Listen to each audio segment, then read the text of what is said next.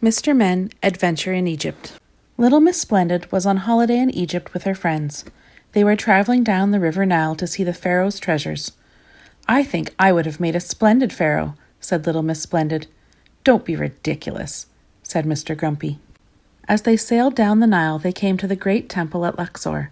Little Miss Splendid looked enviously at the giant statues at the entrance to the temple. She would have liked a giant statue of herself.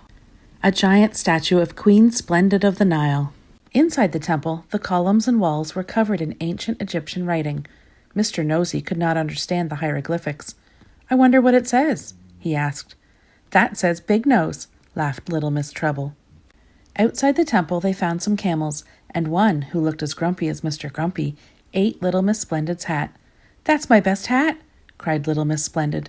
Poor Little Miss Splendid had to wear her second best hat. She was not very happy. In fact, she looked as unhappy as Mr. Grumpy. The camel, on the other hand, was much happier after its snack. They climbed aboard the camels and rode into the desert under a blazing sun. "It's too hot," complained Mr. Grumpy, "and these camels are very uncomfortable to ride." Little Miss Splendid had to agree as she swayed backwards and forwards on top of her camel. Camels were definitely not her idea of luxury. They traveled on across the sand dunes until they saw an amazing sight in the distance. It was a pyramid, the tomb of a pharaoh, and as they rode closer, the pyramid loomed even bigger. It was immense. It was colossal. And of course, Little Miss Splendid wanted one for her garden. In fact, that was not all that Little Miss Splendid wanted for her garden. They rode past the Sphinx, and she thought a Sphinx would look very grand on her driveway.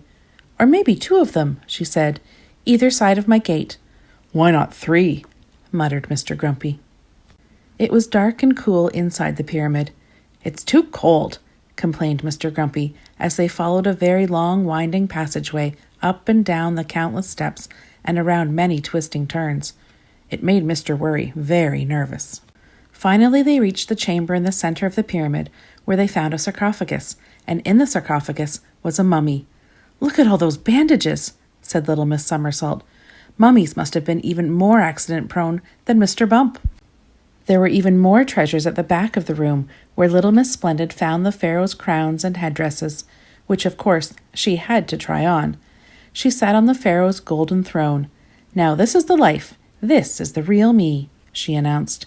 "You look ridiculous," said Mr. Grumpy. Little Miss Splendid ignored him and enjoyed her daydream until it was time to leave.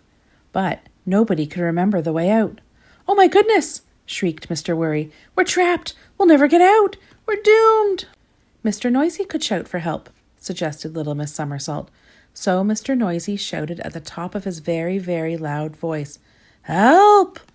But all it produced was a terrible, deafening echo that rolled and reverberated around the chamber. "Help! Help! Help! Help!" "What's this?" asked Little Miss Tiny, picking up what looked like a bandage. "I think that belongs to me," said Mr. Bump. And it was indeed Mr. Bump's bandage. It was then that he realized that nearly all his bandages had come off. "If we follow Mr. Bump's trail of bandages, then perhaps we can find our way out," suggested Little Miss Tiny. And she was right. It was a very relieved Mr. Worry who finally emerged from the pyramid. "I think it's time to go home," he said. "That's enough adventure for me." "Me too," agreed Mr. Grumpy, looking the happiest he had all trip.